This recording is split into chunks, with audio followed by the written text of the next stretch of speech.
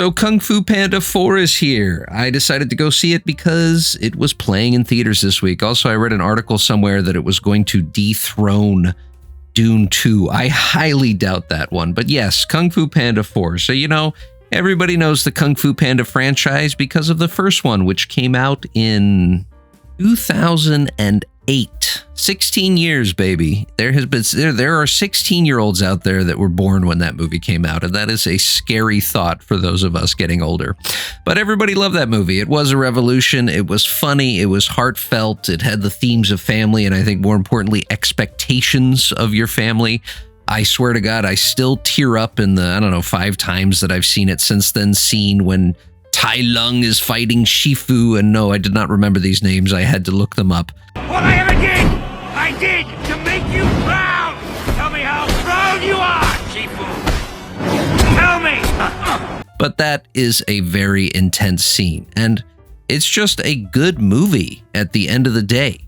And then Kung Fu Panda 2 came out, and everybody saw it because Kung Fu Panda 1 was so damn good, and it was not as good. It was basically held up by Gary Oldman playing whatever that name, Lord Shen? There we go. I got a little bit of memory left because I looked up clips on YouTube. That was the only good part of that movie, and it was good, but the rest of the movie didn't really hold up around it. The magic had started to dissipate, and then you had Kung Fu Panda 3, which...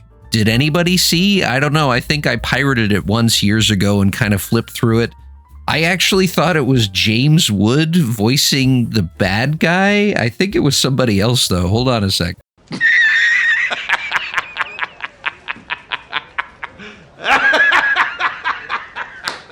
J.K. Simmons. That's right. It was J.K. Simmons. So anyway, nobody saw that one. Or if they did, nobody cares. And Kung Fu Panda went away for a long time, but now... we're back, and we have Kung Fu Panda 4. Interesting note I forgot to add, I remember when Kung Fu Panda came out, there were all these articles talking about how China it was called the Kung Fu Panda problem. And that is that, the panda is the national symbol of China, and yet these damn Americans had created something so successful and popular and interesting, and they just couldn't do that in China. And how are they going to compete? Well, unfortunately, they still haven't. I don't think China is at the forefront of creativity when it comes to movies, though maybe that's going to change one day. Who knows? We're certainly bereft here in the United States. So I came into this with absolutely zero expectations. I hadn't even seen the trailer, and yeah, it's funny. I actually did watch the trailer just to make the video, and I would say most of the funniest jokes are actually in the trailer. In fact, there's quite a lot of misses here. In general, the movie's just kind of there. It's a bit forgettable. There's nothing too special about it. It's a good time, I suppose, but would I pay money to go see this movie if I wasn't making this video? I don't think so. I get a distinct sense of kind of a made-for-TV. Disney used to make those like straight-for-TV videos like Made for Japar. I feel like we're on that level here. So let's do a basic plot overview. So the movie opens with Tai Lung again, back from the first movie, because I assumed they had just run out of ideas, and they kind of did. Po is hanging around. He's the Dragon Warrior now. Everybody loves him. He also has this green staff that I assume he got in the third movie, but I can't really remember anything about that movie. He's doing his thing. You got Shifu there, voiced by Dustin Hoffman must be 90 years old now, but he's still got a bit of energy. I say after this take, I'm going to take you upstairs, and I'm going to take you to my camper. I'm going to mount you like you have never been mounted. And she's... So Shifu announces to Po that it's time for him to select the new Dragon Warrior, which does seem a little bit strange considering the turtle from the first movie was like 300 years old. But I guess, you got a 10-year shelf life when it comes to pandas. So maybe it's time. He announces you've got to name a new one and you're going to become spiritual leader of the valley. And this is the stage for our plot. And the movie is basically just Awkwafina. Is there anything she isn't in now? But, who cares about that? She's a good voice actress. She carries the movie along. She's front and center. And here's what happened very, very early on. Kind of the impetus to the plot is in the middle of the night, a sneaky fox thief sneaks into the ancient warrior temple that our friend Dragon Warrior protects. And within 1 second, I was like, oh, this is just Crouching Tiger, Hidden Dragon. And you know what? It was.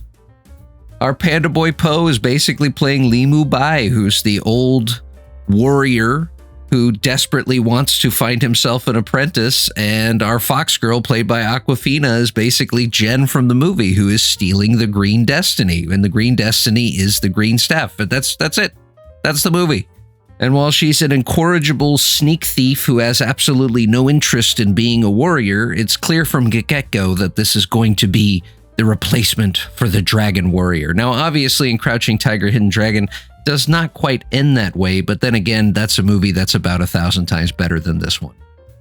So they team up under a very flimsy excuse of going to track down the evil chameleon in a big city, voiced by Viola Davis. And it's very interesting. I always thought it was just her face that I automatically wanted to punch, but actually her voice carries through.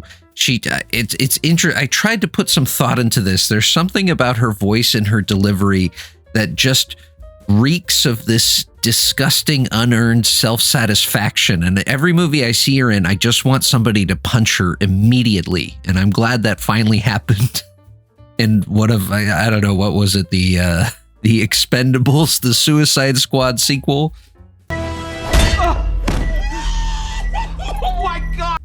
So they go on a little adventure, and that's about it. I mean, there's some funny moments, there's some hijinks, there's an interesting chase during the city where they're playing a cover of Crazy Train by Ozzy Osbourne, but it's set to like a Chinese mandolin. So there's some interesting stuff in there. There's also a little side B beta plot story where his two adoptive fathers are chasing him. Unfortunately, what is his name? Ping, the duck father, who's been amazing since movie one. And you know what? That's James Hong, baby. 99-year-old James Hong. And he's still kicking it. He's still awesome as it. He's awesome in pretty much everything he does. It's a terrible waste that he did not receive more starring roles.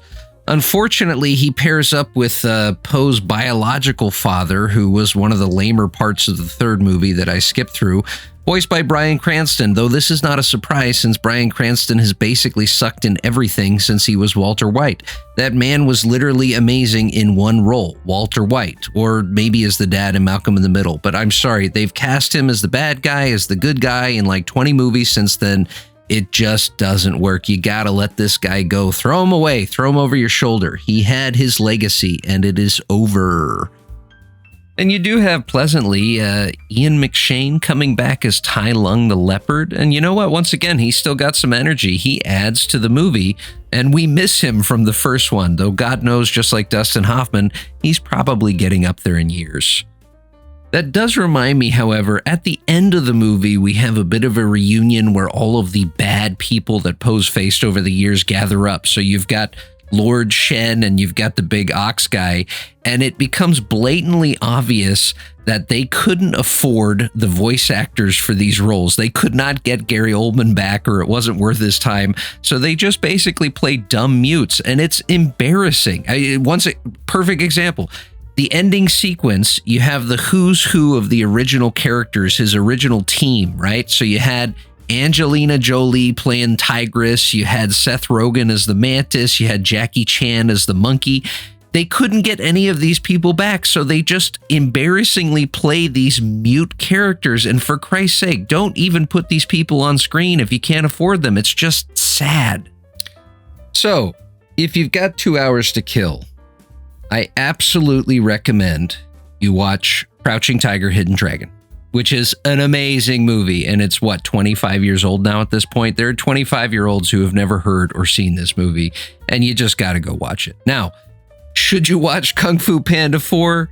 I probably would not buy a ticket for this movie. Now, if you saw it on streaming and you absolutely love the first three and you need to kill some time, sure, watch it. Why not? You know, it's kind of fun. It's kind of a good time. It's kind of funny. Does it hold a candle to the magic of the original? No. The magic is gone, baby. It's gone. We need new things. We need new creativity in life.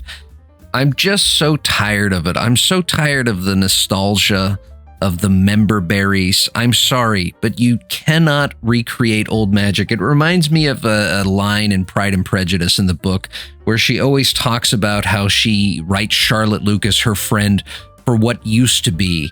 and not what is now. And that's what I feel like all modern movies are now. The sequels, the franchises, the remakes, they're all trying to survive off of this nostalgia, off of what once was and not what is. And please, for the love of God, get some creativity, get some new blood, get some new content. I beg you, enough. Enough is enough. The member berries are enough.